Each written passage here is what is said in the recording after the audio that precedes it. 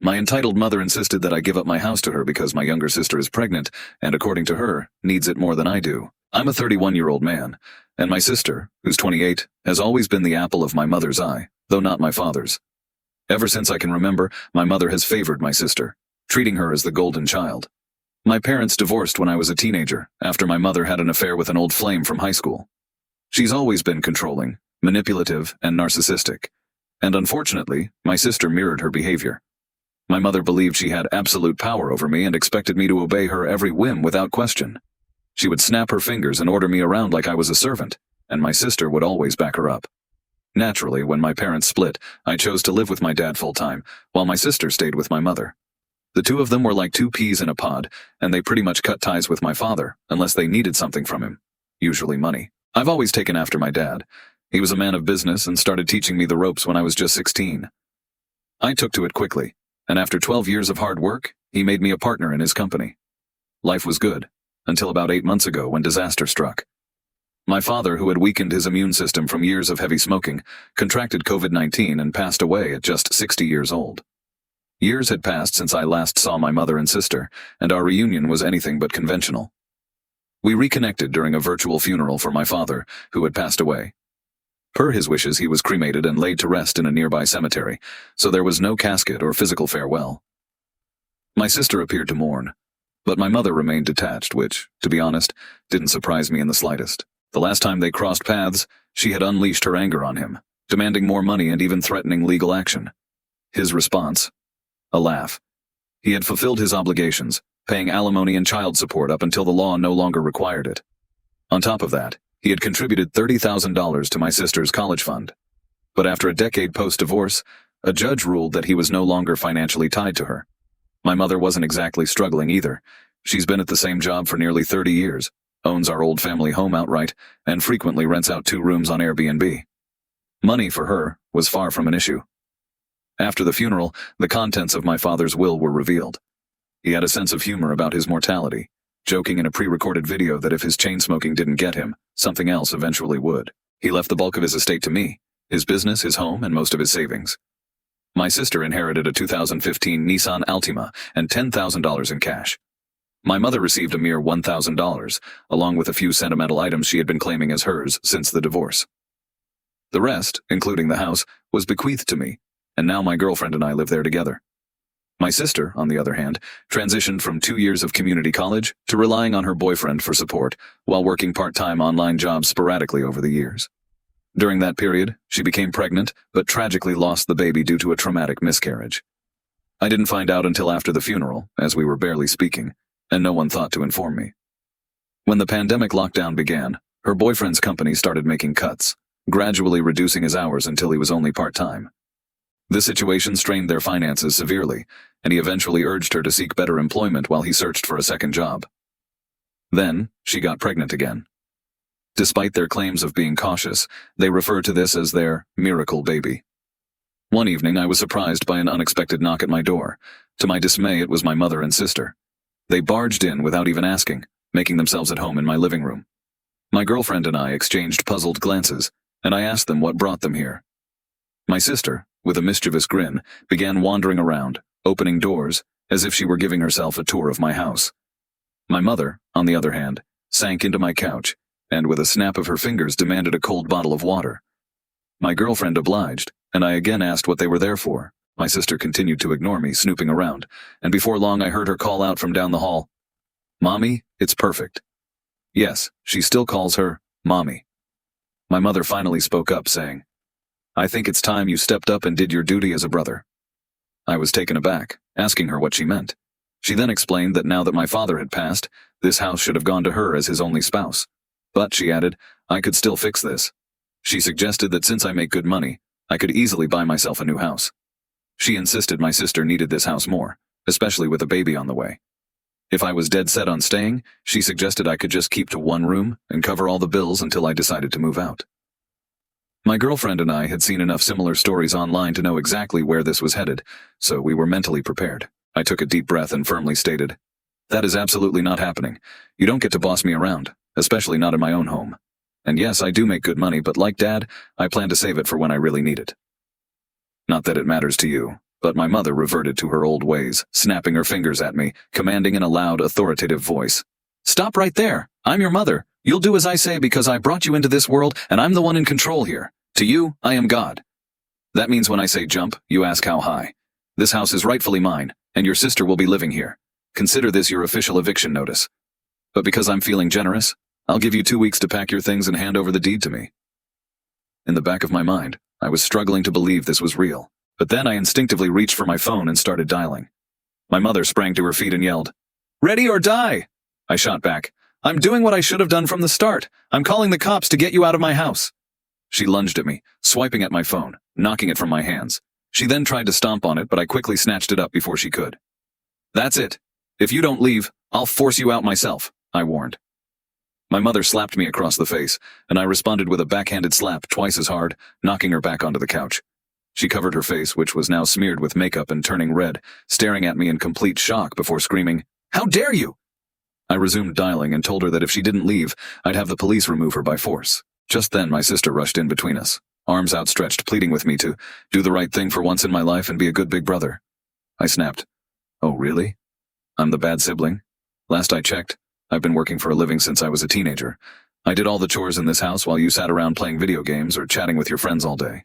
And let's not forget how you used to steal my hard-earned money after you blew through your allowance on shopping sprees. You're nothing but a freeloader and a thief. I don't owe you a damn thing. Now get out of here before I decide to make this call," I warned, my patience wearing thin. My sister, suddenly overwhelmed with emotion, began sobbing uncontrollably and whimpered, "Mommy, please make him stop." My mother, in an attempt to console her, pulled her close, planting kisses on her tear-streaked cheeks while glaring daggers at me. Thinking she was clever, she retorted, "If you do call the police, I could just tell them you hit me. And who knows, I could even claim that you threatened to do something far worse to a poor, defenseless pregnant woman like me." Before she could finish, I raised my hand to silence her and said, "Enough. In case you haven't noticed, my girlfriend over there has been recording this entire exchange. We now have clear evidence of you attacking me first and admitting that you'd lied to the police. I doubt that's something you'd want to get out, especially with your job and your little Airbnb business on the line." My mother's fury was palpable. If looks could kill, I'd have been obliterated on the spot. But the fire in her eyes quickly faded as she realized she'd lost this battle. She grabbed my still-crying sister by the arm and began dragging her towards the door. But my sister, behaving like a spoiled child, broke free and plopped down on my porch, throwing a tantrum. I gave my mother a hard look and said, "Do you see now? This is the product of the way you've raised her." My mother shot me another icy glare, and I watched as she struggled to pull my sister off the porch steps. My sister clung stubbornly to the railing, wailing, "You promised me." I couldn't help but laugh at the ridiculousness of it all, and called out from the doorway, "Don't ever come back." My mother, now utterly defeated, flipped me off and continued wrestling with my sister. It took a few excruciating minutes, but finally, she managed to convince my sister to get up by calling me every name under the sun, declaring that I was a cruel, heartless bastard who'd surely rot in hell for this. I chuckled and added, "There's a special place in hell for liars and narcissists who manipulate others to get what they want." My mother, fists clenched, seemed ready to retort, but I simply raised my smartphone again, showing the recording, and calmly said, "Time's running out, Mom. Leave my property." With a final disdainful glance, she escorted my sister to the car, shot me a haughty look, and drove away. I thought that might be the end of it, but my mother was never one to let things slide. A few days later, I started receiving messages from friends and relatives, some of them furious, others just curious about what was going on. When I tried to check my Facebook, I found that my mother and sister had blocked me on their accounts. However, my girlfriend could still see everything since their profiles were public. We took screenshots of their posts and printed some out.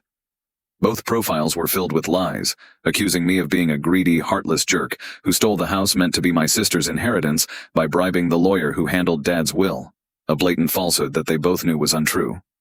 I contacted my lawyer, who had also been my father's lawyer and a trusted family friend, and provided him with copies of the Facebook screenshots and the video my girlfriend had recorded the day my mother demanded the house. While my lawyer initially suggested sending a formal cease and desist, I wanted to take it a step further. I instructed him to draft a letter, which we sent via express mail, requiring a signature upon delivery so I could be certain they received it. The same day they got the letter, my mother called me, seething with rage. I informed her that unless she and my sister removed all the defamatory social media posts and told the truth, I would send the evidence to our entire family, her employer, and upload the videos online. I also made it clear that I was prepared to sue her. She accused me of being unreasonable and justified her actions by claiming she was only looking out for my sister. Then she launched into a familiar lecture about how my sister needed the house more than I did. I cut her off, stating bluntly that I didn't care what she thought. I warned her that if she didn't retract everything and come clean, I would ensure her career was ruined. Begrudgingly, she conceded. Fine, have it your way. Keep the damn house. Before ending the call that very evening, all the deceitful posts vanished from their profiles. I was unblocked, and my mother offered a half-hearted apology to me and everyone else. She claimed she had acted impulsively because she believed my sister, who was pregnant and struggling, needed my house more than I did. However, the house rightfully belonged to me, as per my father's will, a fact she was fully aware of even before my father passed away. She had no legitimate grounds to attempt to claim it. My sister also apologized, but her words echoed our mother's sentiments. She admitted to simply following along with our mother's plan, blaming her actions on our mother's influence and her own pregnancy hormones. For a while, responses flooded in on both my mother's and sister's profiles, many people expressing outrage at their attempt to take my house. I received numerous messages of apologies and admissions of fault from those who had previously believed their lies. But all it really did was reveal who had been inclined to side with them in the first place. Most of these people were from my mother's side of the family. No one from my father's side believed their story, and openly said as much. Eventually, my sister and her boyfriend moved in with our mother to save money. However, she relegated them to the basement to keep her Airbnb business running smoothly. My sister then took to social media to complain about not being able to live upstairs, and I'm pretty sure the two of them were constantly at odds because all my sister did afterward was gripe online. Meanwhile, my mother's activity on social media drastically diminished after her previous stunt. If you've made it this far, this is just part 1. The next part is even more intense and wild. It'll be up in the next video, so if you haven't already, make sure to subscribe to my YouTube channel with the notifications turned on, and don't forget to hit the thumbs up as a backup. The first thing that struck me as too blatant to ignore was when the sister and mother arrived at the OP's house. The brother's behavior seemed to suggest that the mother had already decided and informed her daughter that the house was hers, and for some reason, the sister believed it without question. It's possible the sister is so naive that she genuinely thinks the mother can simply transfer ownership of the house, regardless of who legally owns it, or perhaps the mother concocted some elaborate lie to convince her daughter that the house rightfully belonged to her. The mother's plan, however, was poorly conceived. She essentially expected her son to fulfill some brotherly obligation and just hand over the house, an heirloom that their father dedicated his entire life to building, specifically to pass it down to his son. I can understand the frustration stemming from a situation where the daughter receives only a car, while the son, the OP, inherits everything else. That could certainly breed resentment, but no amount of frustration changes the reality of the inheritance. There's simply no way to argue against the facts, despite what they might have been trying to do. This same line of thinking reappears in part 2 of the story. Though part 2 is quite lengthy, you can see these ideas surface again. And then there's the girlfriend who supposedly recorded the entire confrontation where they hit each other. My suspicion is that she may not have been recording anything at all. Instead, she just went along with the situation as it unfolded.